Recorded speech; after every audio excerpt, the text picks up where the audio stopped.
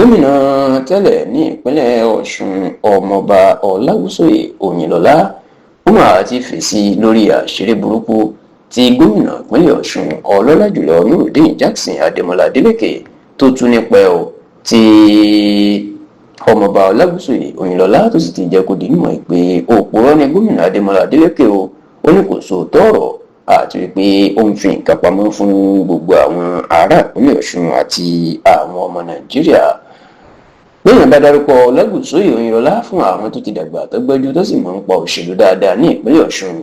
Òdúdí bàbá náà kì í ṣe àìmọ̀fólókò, ó sì jẹ́ ọ̀kan lára àwọn olóṣèlú tó gbajúmọ̀ dáadáa ní ìpínlẹ̀ Ọ̀ṣun, nítorí pé yàtọ̀ sí pé bàbá náà ó ṣe gómìnà ológun rí ní ìpínlẹ̀ Èkó, níṣẹ́ ló ṣe gómìnà alágbádá ní ìpínlẹ̀ Ọ̀ṣun láàrin ọdún 2003 sọdún 2010, ìyẹn nígbà tí ilé ẹjọ́ tó gba ipò gómìnà lọ́wọ́ ẹ̀ fún ọ̀gbẹ́ni Abdulrauf Adésọjí Arẹ́gbẹ́ṣọlá. ṣá o ẹ̀yìn gómìnà Adémọ́lá Adélékè òní Òyìnlọ́lá máa wà láti ọdún yìí, kódà nínú ẹgbẹ́ òṣèlú People's Democratic Party PDP náà jọ wá, nígbà tí Adélékè tó sì tó darapọ̀ mọ́ ẹgbẹ́ òṣèlú Accord Party ní àsìkò tí Òyìnlọ́lá tó ń ṣètò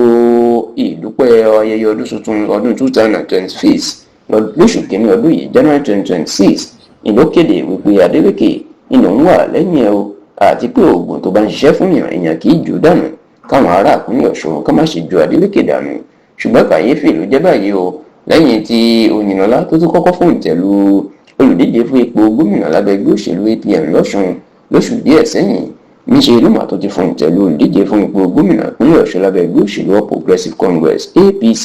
ìyẹn Aṣíwájú Bọ́lá Oyèbámíjí. Eléyìí gan ló sì di ariwo ńlá tó ṣe àwọn èèyàn ní kéèmà àti kàyéfì pé Òyìnlọ́lá bó ṣe súnmọ́ Adélékè tó, báwo ló ṣe wá lè lọ ṣerú nǹkan báyìí tó lọ ṣiṣẹ́ fún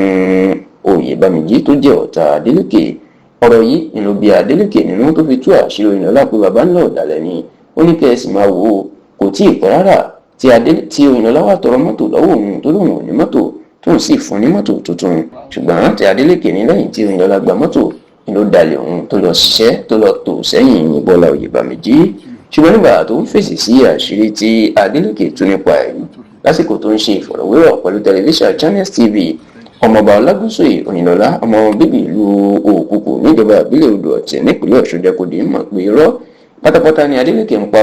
olówó rẹ̀ kò ló fi ra mọ́tò fóun bí kì í ṣe owó ìjọba ìpínlẹ̀ Ọ̀ṣun. Ó ní gẹ́gẹ́ bí gómìnà tẹ́lẹ̀ òfin ilé ìgbìmọ̀ aṣòfin ìpínlẹ̀ Ọ̀ṣun sọ pé ká máa pààrọ̀ mọ́tò lọ́dún mẹ́rin tó sì ní mọ́tò tí ó yẹ ká pààrọ̀ lọ́dún mẹ́rin ni wọ́n ṣẹ̀ṣẹ̀ pààrọ̀ fóun o, tí kì í ṣe pé Adélékè ni ló fi owó rẹ̀ ra mọ́tò fóun gẹ́gẹ́ bó ṣe ń sọ fún àwọn èèyàn kiri ìgboro.